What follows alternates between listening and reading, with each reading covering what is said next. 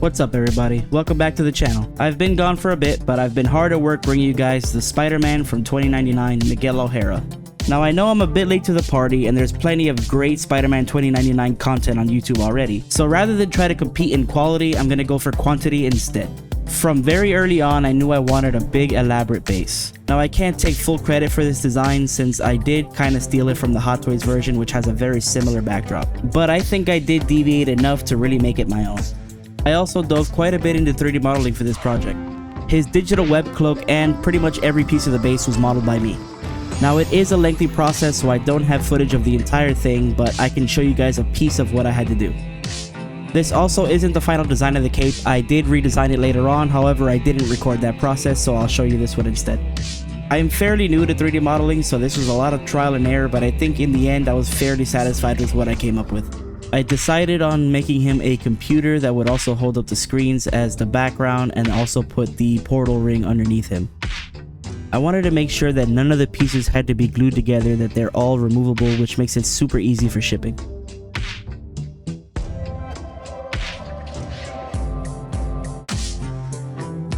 Not all of the models that I used for this project were mine, such as Miguel's favorite, empanadas.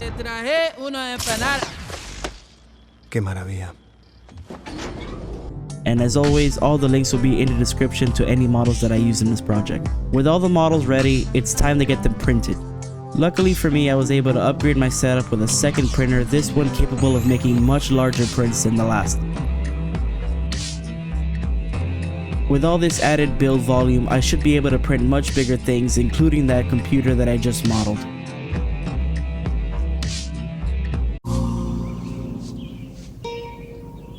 What the f is this piece of shit?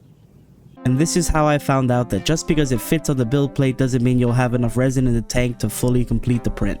But I'll fix that later. For now, let's get back to business.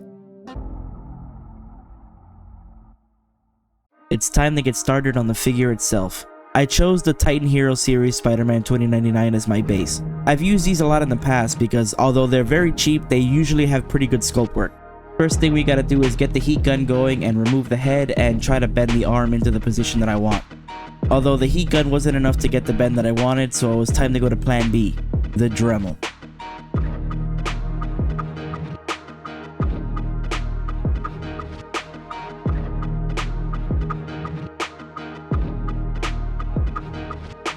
Now with the arm off, I can use a piece of wire to glue these two pieces back together in the position that I want.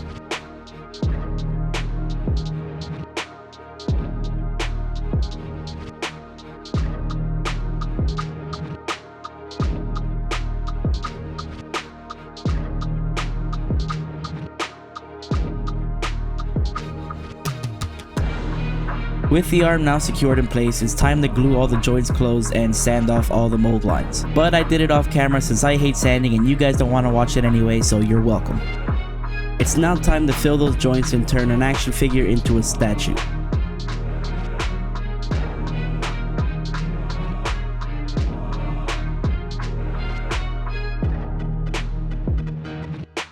There's also a couple of places that I need to add sculpt to make them bigger. We'll start with the shoulders.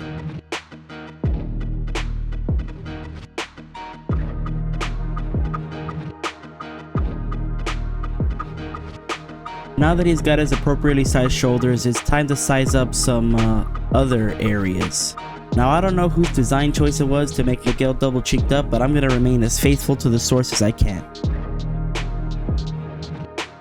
I also added a bit in the front since he was kind of flat and I didn't want him looking like a Ken doll. With that done, it's time to get back to my favorite part, the f***ing sanding.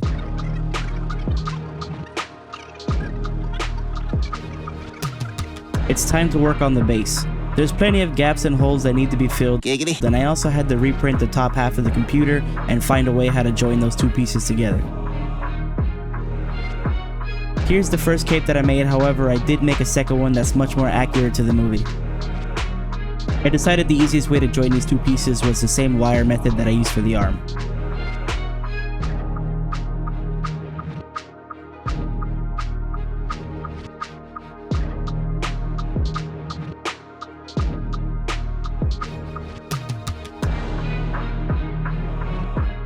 I tend to use a lot of magnets in my projects, and this one's no different. I drilled some holes in his feet to match the ones on the base, and I also used some in his neck and both swappable heads.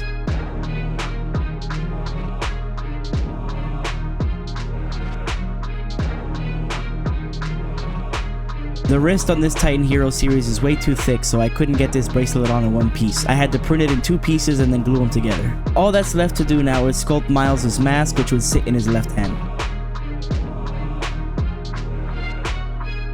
And with that, all the prep work is done, and it's time to move to my favorite part, painting.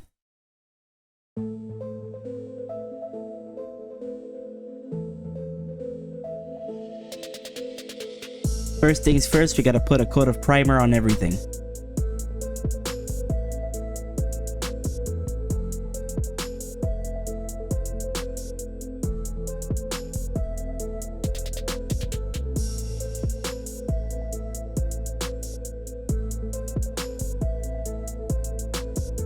With everything primed, it's time to start laying down the base colors.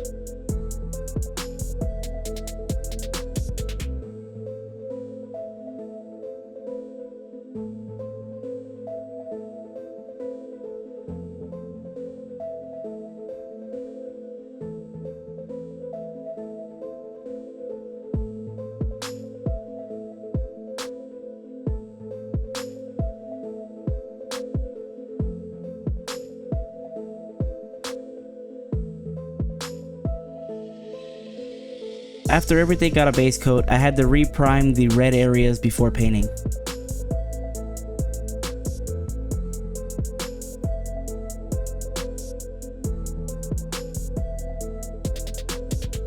I also decided pretty last minute that I wanted to give him a cell shading style just like the movie. So I whipped out the iPad once again and drew myself a guide.